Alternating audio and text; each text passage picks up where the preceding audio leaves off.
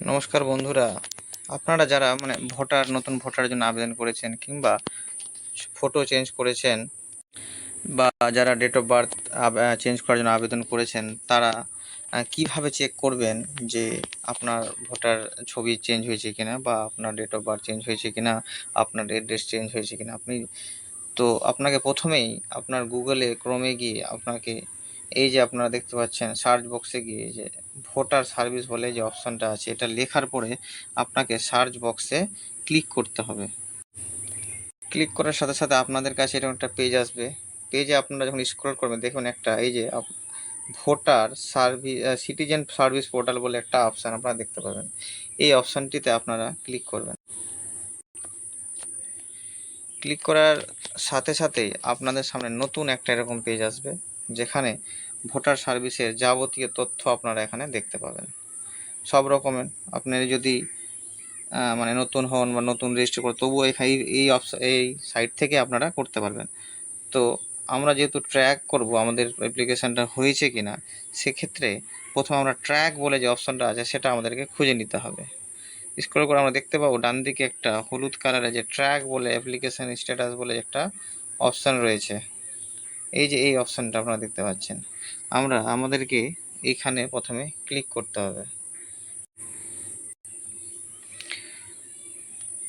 Click করার সাথে সাথে আমাদের কাছে নতুন একটা পেজ আসবে, যেখানে আমাদেরকে বলবে মোবাইল নম্বর দিতে হবে বা আইপিক নম্বর দিতে হবে, আমাদের ক্যাপচা ফিল আপ করতে হবে এবং তারপর আমাদের ফোনে একটা ওটিপি আসবে।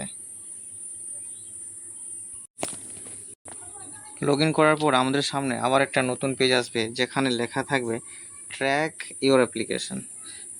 এখানে আপনি আপনার যে অ্যাপ্লিকেশান নম্বর আপনি পেয়েছিলেন যখন আপনি কোনো সাইবার ক্যাফেতে বা কিংবা আপনি ফোন থেকে অ্যাপ্লাই করেছিলেন, তখন আমি সেই দোকান থেকে আপনার ফোনে আপনার নিজে যে একটা নম্বর দিয়েছিলেন সেই নম্বরে কিন্তু একটা মেসেজ ছিল। সেই মেসেজেই একটা রেফারেন্স নম্বর ছিল, সেই রেফারেন্স নম্বরটা আপনাকে এই বক্সের মধ্যে দিতে হবে।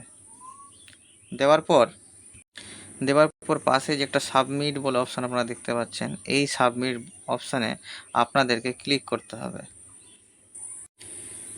ক্লিক করার পর আপনারা দেখতে পাচ্ছেন আমাদের সামনে নতুন আবার একটা পেজ এসেছে, যেখানে আমার সব ডিটেলস রয়েছে, আমার নাম, আমার ফর্ম নম্বর, আমি কত তারিখে ফর্মটা সাবমিট করেছিলাম সেটাও রয়েছে, আমার এফবিআর সাবমিট হয়ে গেছে সেটাও দেখা দিচ্ছে। তারপরে আমরা যদি আরও স্ক্রল করি নিচের দিকে যদি স্ক্রল করে আমরা যাই, তাহলে দেখতে পাচ্ছি যেখানে লেখা আছে বিএলও অ্যাসাইন্ড, যেটা হয়েছিল আমার 8/6/2026 তারিখে।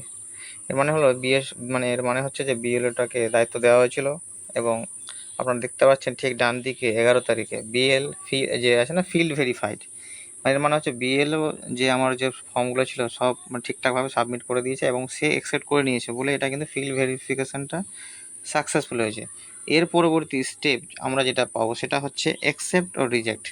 যদি এরপরে একটা অপশান আসবে, যদি অ্যাকসেপ্ট হয়ে যায় তাহলে আমরা কিছুদিনের মধ্যেই আমরা আবার একটা নতুন ভোটার কার্ড আমরা যেভাবে আপলোড করে চেয়েছিলাম, হয় ডেট অফ বার্থ চেঞ্জ করে কিংবা আমরা ছবি চেঞ্জ করতে চেয়েছিলাম, সেইভাবে একটা নতুন ভোটার কার্ড ইসিআই আমাদের যে ভোটার পোর্টাল তারা ইস্যু করবে। এবং পোস্টের মাধ্যমে বা স্পিড পোস্ট হোক, খুব তাড়াতাড়ি আমরা 1 সপ্তাহ কিংবা 1 মাসের মধ্যে আমরা নতুন একটা ভোটার কার্ড দেখতে পাবো নিজের বাড়িতে বা পেয়ে যাব আমরা।